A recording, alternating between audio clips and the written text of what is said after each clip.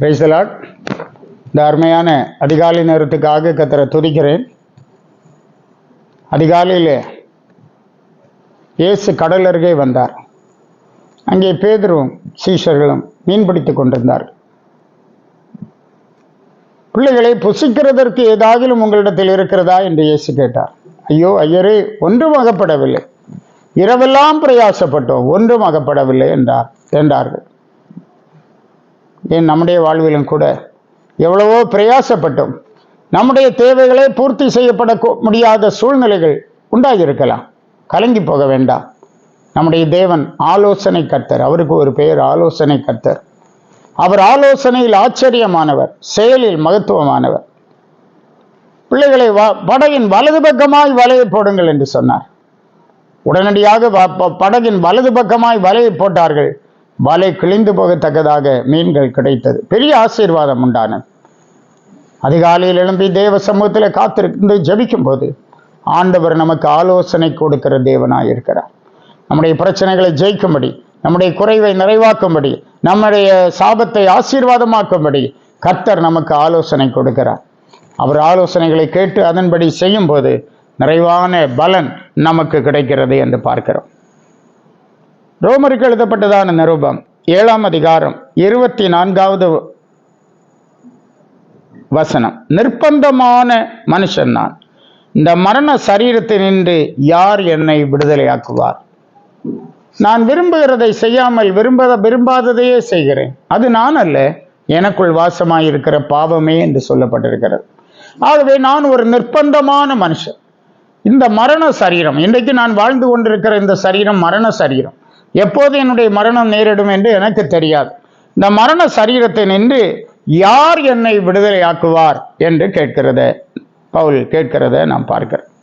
ரோமர் 8ஆம் அதிகாரம் 10ஆம் வசனத்தில் படிக்கிறோம். மேலும் கிறிஸ்து உங்களில் இருந்தால் சரீரமானது பாவத்து நிமித்தம் மரித்ததாயும் ஆவியானது நீதி நிமித்தம் ஜீவன் உள்ளதாயும் இருக்கும்.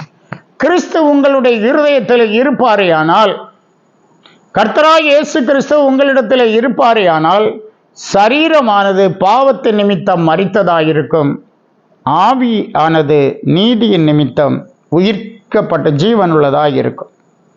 இந்த நாட்களில் நாம் ஆவிக்குரியவர்களாக நடந்து கொள்ள வேண்டும். நிர்பந்தமான மனுஷன் நான், இந்த மரண சரீரத்தின்று யார் என்னை விடுதலையாக்குவார்? 1 கொரிந்தியர் 15ஆம் அதிகாரம் 50ஆம் வசனத்தில் படிக்கிறோம். சகோதரரே, நான் சொல்லுகிறது என்னவெனில், மாம்சமும் இரத்தமும் தேவனுடைய ராஜ்யத்தை சுதந்தரிக்க மாட்டாது, அழிவுள்ளது அழியாமையை சுதந்தரிப்பதில்லை. ஆம், அன்பான தேவ பிள்ளைகளே, இந்த மரண சரீரத்தில் நம்மை விடுதலையாக்குகிறவர் கர்த்தராகிய இயேசு மாத்திரம்தான். அழிவுள்ளது அழியாமையை சுதந்தரிப்பதில்லை. ஆகவே பாருங்க, அந்த மகிமையான ராஜ்யத்தில் போகும்படியாக நம்மை மறுரூபமாக்குகிறவர், நம்மை உயிர்த்தெழ செய்கிறவர் நம்முடைய தேவனாகிய கர்த்தர். அவருடைய வாழ்க்கை, அவருடைய வழிகளை நாம் பற்றி கொள்வோம். ஆண்டவருக்கு உண்மையாக ஜீவிப்போம். ஒவ்வொரு நாளும் தேவன் நமக்கு ஒரு கிஃப்டாக கொடுக்கிறார். இந்த நாட்களை ஆண்டவருக்கென்று வாழ்ந்து அவர் சித்தம் செய்ய கற்றுக்கொள்வோம். கர்த்தர் உங்களோடு இருப்பாராக. ஜெபிப்போம்.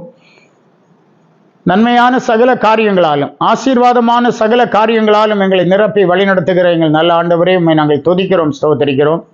இந்த உலக வாழ்க்கையிலே பல சமயங்களில் நாங்கள் உலகத்தின் கவர்ச்சிகளை கண்டு, மாயையை கண்டு உலகத்துக்கு நேராக இழுக்கப்படுகிறோம்.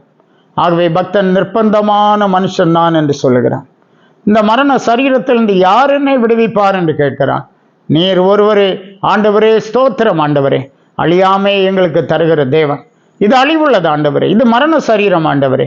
ஆனால் அழியாத ஒரு நித்திய ஜீவனை எங்களுக்கு தந்து உம்முடைய ராஜ்யத்தில் சேர்த்து கொள்ளுகிற கர்த்தர். ஆகையினாலே இந்த நாட்கள் உம்முடைய பிள்ளைகள் ஒவ்வொருவரும் ஆவியினாலே நடத்தப்பட, பரிசுத்த ஆவியினாலே நடத்தப்பட கிருபைதான்.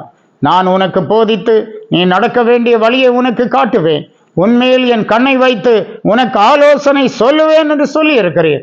கர்த்தர் கூட இரும், அவிதமாய் கிரியை செய்யும். உடைய பிள்ளைகளை ஆசீர்வதியும் ஆண்டவரே, வழி நடத்தும். இயேசுவின் மூலம் கேட்கிறோம் பிதாவே.